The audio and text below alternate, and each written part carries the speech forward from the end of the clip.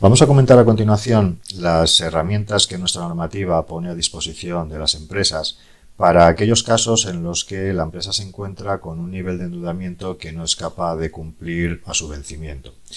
Estamos hablando de endeudamiento sea con los bancos, sea con los proveedores, con las administraciones públicas o incluso con los trabajadores. Es indiferente el tipo de acreedor que una empresa en un momento dado no pueda atender, porque lo relevante a efectos de lo que vamos a comentar es si la empresa tiene un conjunto de acreedores con los cuales no está pudiendo cumplir en cuanto a los compromisos que se han adquirido.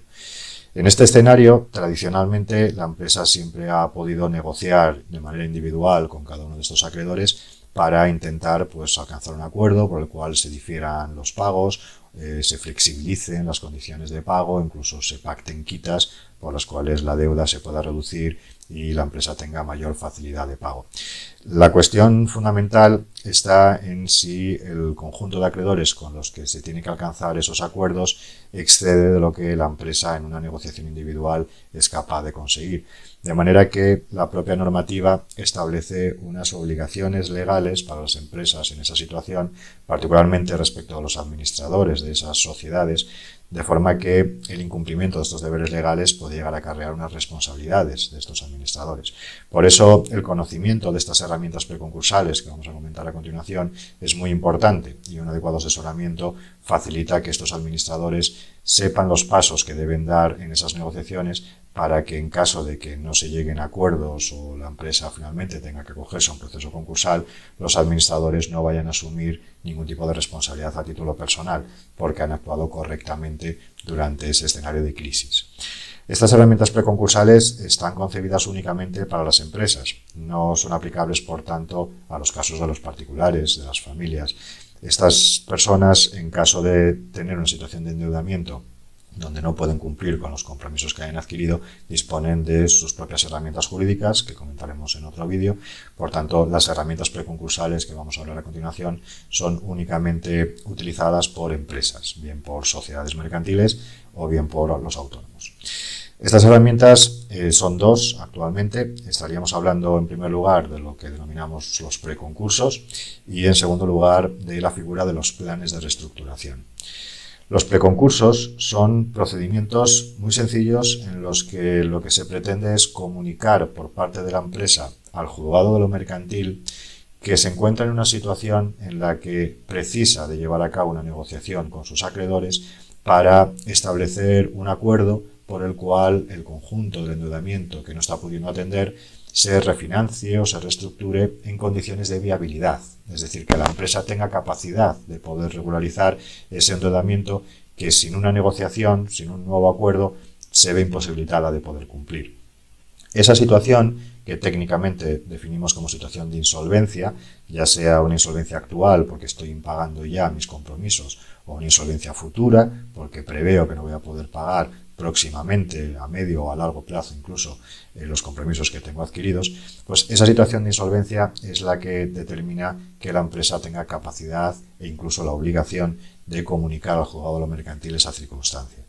La obligación, sobre todo, radica en las situaciones de insolvencia actual, es decir, cuando la empresa ya está impagando a sus acreedores. En ese escenario, es el órgano de administración quien tiene la obligación o bien de comunicar al juzgado la situación de preconcurso o bien directamente comunicar que se desea solicitar la apertura de un proceso concursal. Como en la práctica la idea es intentar evitar la entrada en un procedimiento concursal como primera herramienta, eso debe venir acompasado de una comunicación de preconcurso para que los administradores puedan dar por cumplido ante el juzgado de lo mercantil su deber legal de comunicar al juzgado la situación en la que se encuentra la empresa y si el día de mañana se vieran en la necesidad de acogerse a un proceso concursal, poder defender que ellos como administradores han cumplido con sus deberes legales respecto al juzgado de lo mercantil al haber hecho precisamente esa comunicación de preconcurso cuando se encontraban negociando con los acreedores un plan por el cual poder evitar la entrada en un proceso concursal. A partir de ahí, el contenido del preconcurso consiste en una negociación. El contenido del preconcurso lo que busca es que una vez que se ha hecho esa comunicación al juzgado de lo mercantil, se entablen negociaciones con los acreedores para comunicarles la capacidad de la empresa para poder regularizar el endeudamiento que se ha podido generar con ellos o que está próximo a generarse por los vencimientos que está previsto incumplir por el devenir de la actividad de la empresa y la imposibilidad conocida de que se vayan a poder cumplir todos y cada uno de los compromisos que se han adquirido. Para poder llevar a cabo esa negociación de una manera ordenada, hay que presentar a los acreedores un plan de pagos que se sustente en un plan de viabilidad, en un plan de negocio que permita proyectar una previsión de ingresos y gastos de la propia empresa, con el cual poder obtener un cálculo de cuál será la generación de caja disponible por parte de la empresa para los próximos meses o incluso años, con el cual atender ese plan de pagos.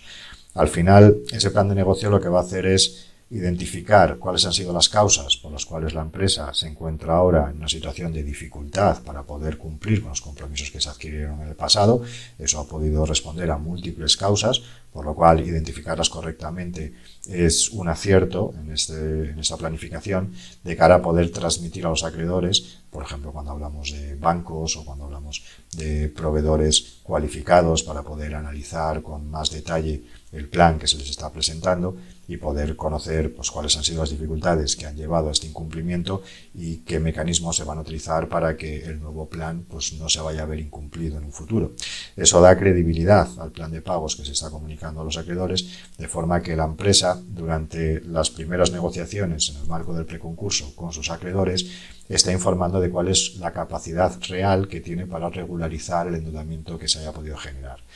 A partir de ahí, la empresa ha cumplido con su parte en la negociación, que es comunicar a sus acreedores su capacidad de pago sobre una base realista, una base sólida, construida de esta manera, con planificación, con previsiones de ingresos y gastos y previsión de generación de caja para acometer el plan de pagos. Lo que nos encontramos del otro lado en esa negociación es la posible reacción que pueda tener cada uno de los acreedores en función de su distinta tipología. Evidentemente, no va a ser lo mismo la reacción que pueda tener un banco que tenga un endeudamiento importante con esa empresa, a una financiera que pueda tener un endeudamiento menor, a un proveedor más expuesto o más vinculado a esa empresa que un acreedor más genérico, como puede ser una compañía eléctrica, por ejemplo, o cualquier otro tipo de acreedores, administraciones públicas o incluso trabajadores. Obviamente, cada uno de esos acreedores estará en su derecho de responder a esa propuesta de la manera que considere adecuada. Lo importante es que la empresa, a medida que va recabando respuesta por parte de sus acreedores, va a poder identificar cuál es el grado de apoyo que recibe por parte del conjunto de los acreedores con los cuales se encuentra en negociaciones. Y esto es muy importante de cara a cuál es el siguiente paso dentro del marco del preconcurso. Si la respuesta que se recibe por parte de los acreedores con los que se pretende negociar es de un apoyo prácticamente unánime, porque se considera que ese plan de pagos es suficientemente viable como para poder reestructurar la deuda y poder cobrar el pago que ha quedado pendiente, en ese caso la empresa no va a necesitar hacer nada más. Al vencimiento del preconcurso, la comunicación que se ha hecho al juzgado mercantil decaerá y la empresa habrá reestructurado su endeudamiento en función de las negociaciones que hayan culminado con éxito. Si en cambio la respuesta que se recibe por parte de los acreedores es de cierto apoyo por parte de un conjunto de estos acreedores, pero en cambio una oposición al planteamiento realizado por parte de la empresa o directamente una falta de interés por acceder a esas negociaciones, por las razones que fueran, que los acreedores directamente comuniquen que no están conformes con la propuesta y tampoco tengan un interés especial en hacer ningún tipo de planteamiento específico, sino que opten directamente por reclamar el pago de la deuda, ya sea extrajudicialmente o a través del proceso judicial correspondiente, o incluso los apremios en el caso de las administraciones públicas. En ese caso, la empresa tiene que tomar nota de que esa es la situación. Esto lo puede hacer en el primer mes de negociación del preconcurso para poder identificar si la respuesta favorable que haya podido recibir por parte de un conjunto de los acreedores le permite poder presentar en el juzgado de lo mercantil lo que llamamos el plan de reestructuración, esa segunda herramienta que vamos a comentar a continuación y que lo que persigue es canalizar esa mayoría que haya podido alcanzar de acreedores que estén favorables a poder reestructurar el endeudamiento de la empresa para hacer extensible el contenido de los acuerdos que esa mayoría estaría dispuesta a aprobar para vincular a los acreedores que hayan manifestado su oposición a ese plan de pagos si son minoría en relación con el grupo que sí está dispuesto a apoyar a la empresa. Estas son las negociaciones más habituales, en las que no se suele encontrar una unanimidad, salvo que sea un conjunto de acreedores muy pequeño, muy reducido, con el cual se pueda llevar a cabo incluso hasta una negociación colectiva con todos ellos y de una manera prácticamente unánime puedan apoyar la reestructuración del endeudamiento de la empresa para garantizarse que puedan cobrar en las mejores condiciones posibles.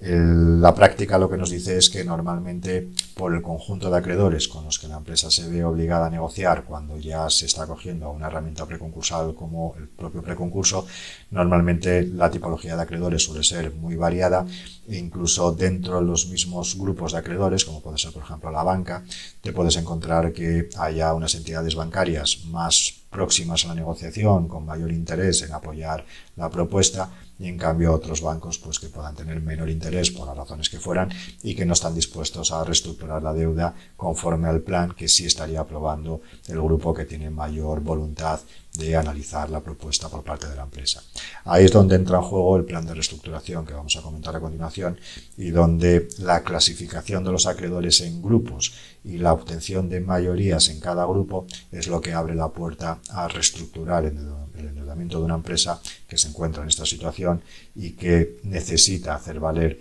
esas mayorías para que sea el propio juez quien homologue el acuerdo y lo haga extensible a los acreedores que no han querido apoyar la propuesta.